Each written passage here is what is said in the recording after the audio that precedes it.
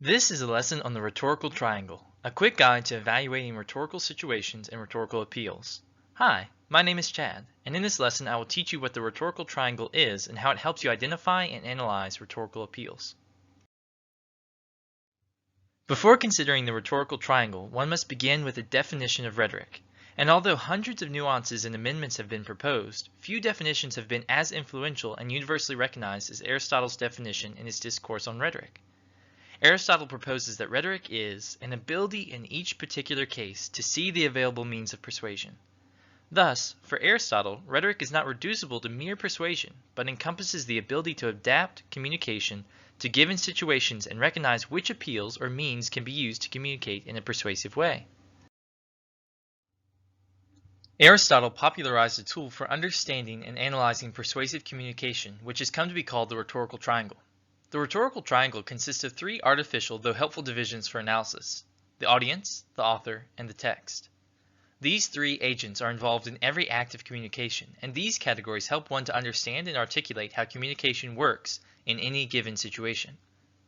The author is the one communicating the text or the message. The audience is the recipient of that text, and the text is what connects the two characters and is the vehicle of communication used by the author. Related to these categories are the rhetorical appeals. The rhetorical appeals describe how persuasion takes place and not just the agents present in the situation as the rhetorical triangle does. Thus, an appeal to ethos is the author's appeal to authority, character, or credibility. People are often persuaded more effectively by authors with authority, good character, and credibility. An appeal to logos is the author's appeal through the inner consistency or reasonableness of the message. A text characterized by reason and logic is often deemed persuasive. An appeal to pathos is the author's appeal to the audience's emotion. Communication that evokes feeling or affection often has a better chance of being persuasive than those that do not. Thus, these three rhetorical appeals are the proper and necessary means of persuasion. So in every instance of persuasive communication, these three categories and related appeals offer a distinguishable schema for understanding and evaluating persuasion. Let's first consider an appeal to ethos, that is, credibility, authority, and character. An appeal to ethos establishes why the author should be trusted to speak about the subject at hand. This credibility can be the hardest to generate because it often requires a background of expertise, experience, or first-hand knowledge. If authors carry themselves with dignity and respect toward other viewpoints and demonstrate a thorough knowledge of the subject or field, they will likely gain a hearing. When seeking to identify the appeals to ethos, look for how the author demonstrates the following: trustworthiness, credibility, reliability, expert testimony, reliable sources, and fairness. In the visual to the right of the screen, Gatorade appeals to ethos, attempting to build authority and credibility by associating its product with a star athlete, borrowing from Bryce Harper's fandom to promote its product. Second, let's consider an appeal to logos, that is, consistency, reasonableness, and logic. An appeal to logos contends that the inner consistency and airtight logic of the text speaks for itself and should be compelling enough on its own merits to persuade the audience. Aristotle regarded the appeal to logos as the most important appeal, since despite the other appeals, upon this one the argument stands or falls. If authors ground their argument in strong reasons and evidence, explain their approach or process, and go only where the evidence permits, then they will likely be persuasive. An appeal to logos requires the audience to attend to the flow of the argument and to listen carefully to how the argument is developed or evidenced. When seeking to identify the appeals to logos, look for how the author includes the following: facts, case studies, statistics, experiments, logical reasoning, analogies, anecdotes, authority voices. In the visual to the right of the screen, this anti-smoking ad appeals to logos, attempting to rationalize their message through statistical evidence that develops a compelling case for abstaining from smoking. This visual also appeals to pathos with the visual, which is the third appeal we will consider. Third, let's consider an appeal to pathos, that is, emotions, affections, and empathy. An appeal to pathos seeks to make an emotional or affective connection with the audience, evoking a sense of commonality, antipathy, virtue, or conscience. This appeal is perhaps the easiest to employ and the easiest to spot. An appeal to pathos can easily be corrupted. numerous advertisements manipulate the audience's sentimentalities about themselves or their quality of life.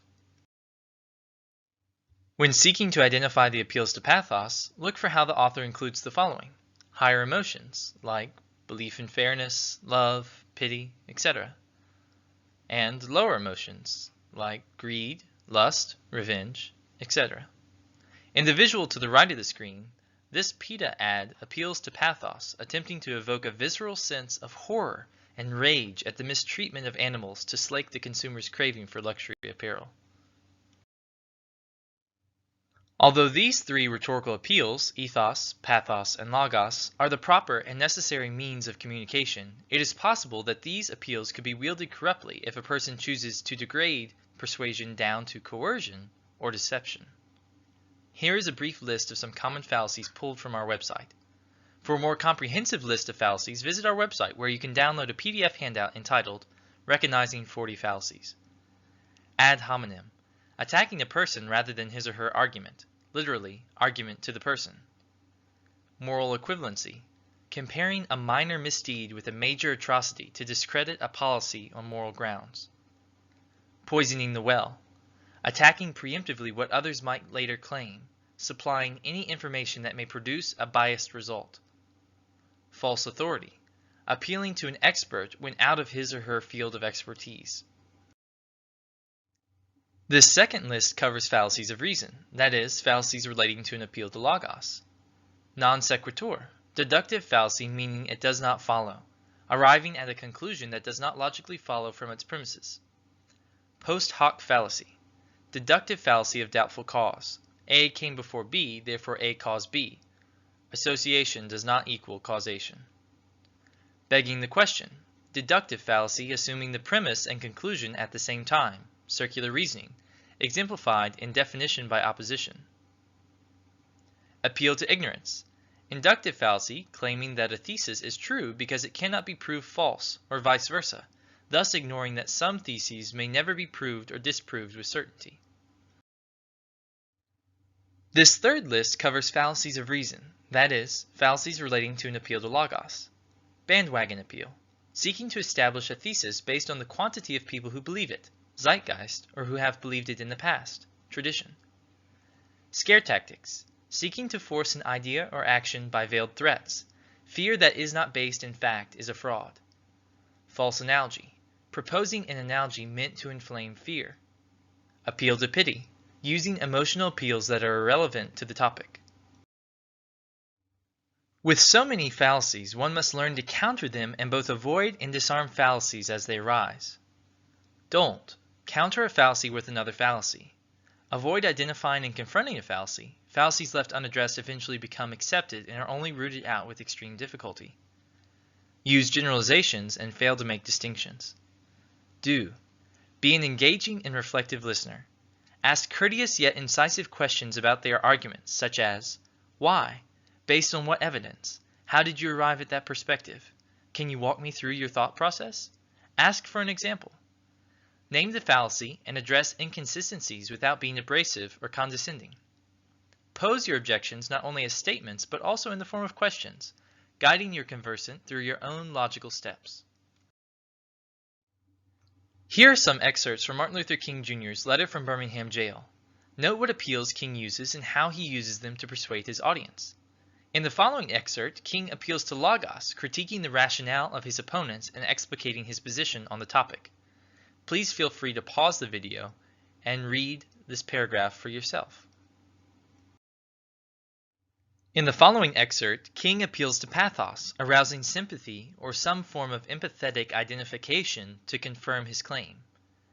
Please feel free to pause the video again and read the following paragraph. In the following excerpt, King appeals to ethos, posturing himself as an extremist for love and justice in a long line of virtuous extremists. Again, feel free to pause the video and examine this paragraph for yourself. So how would you begin to analyze MLK's letter in light of the rhetorical triangle? First, start with diagnostic questions. What does the ad tell you about the author? What is the intended message or argument? Who is the target audience? Then identify the appeals. How does the author appeal to ethos, using or not using authority or credibility to persuade the audience? Perhaps King's first-hand experience or identification with a tradition of virtuous figures. How does the author appeal to logos, emphasizing or de-emphasizing the consistency of his logic? Perhaps King's long periodic sentence that reveals a causal logic moving from evidence and various cases to a conclusion and ruling. How does the author appeal to pathos, trying to make you feel, believe, and respond? Maybe revulsion to the injustice around them and direct action in support of desegregation, perhaps in the form of seemingly extreme though necessary measures. Finally, identify the fallacies. Does the appeal to ethos fall apart? If so, where? Does the appeal to logos fall apart? If so, where? Does the appeal to pathos fall apart? If so, where? Consider this second attempt at persuasion. Yeah, just your typical Super Bowl car ad. Right? Or a hilarious beer ad. Or whatever ad this is. Whatever. But it's a Tide ad. What? It's a Tide ad. What makes it a Tide ad? There are no stains. Look at those clean clothes. What else would this be an ad for? A razor? No. Tide ad. Cold, refreshing. Tide ad. Meet the all-new. No, it's a Tide ad. Tide. So, does this make every Super Bowl ad a Tide ad? I think it does. Watch and see. It is interesting to observe that written media like King's Letter tend to feature logical appeals, while visual media like this Tide ad feature character and emotional appeals. This advertisement never develops a robust appeal to logos, but favors appeals to pathos, asking the audience to temporarily suspend reason in order to feel or experience the superiority of Tide. So how would you begin to analyze this advertisement in light of the rhetorical triangle? First, start with diagnostic questions. What does the ad tell you about the authors? What is the intended message or argument? Who is the target audience? Then identify the appeals. How do the authors appeal to ethos, using or not using authority or credibility to persuade the audience? Perhaps how they co-opt all other brands and demonstrate a wider user base, that is, everyone uses Tide. How do the authors appeal to logos, emphasizing or de-emphasizing the consistency of the ad's logic? Maybe the authors just sideline this appeal and bind their argument up with the appeal to pathos. How do the authors appeal to pathos, trying to make you feel, believe, and respond?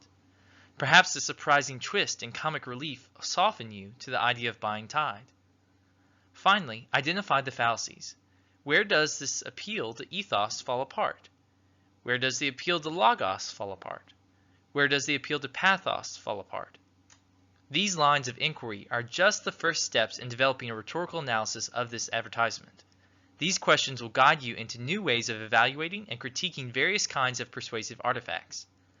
Ask these and other engaging questions to understand the argument, evaluate the reasons and evidence, critique fallacies, and eventually offer a solution or argument of your own.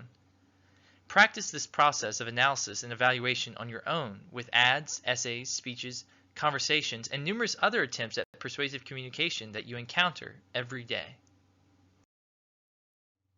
I hope you have found this lesson helpful as you seek to understand the rhetorical triangle and analyze rhetorical appeals. For more information, check your writing manuals, visit local writing centers, or consult online writing helps. Or check out more videos at our YouTube channel. And visit Southeastern's Writing Center, where you will find dozens of helpful links and handouts offering writing assistance for a variety of situations and audiences. Thank you.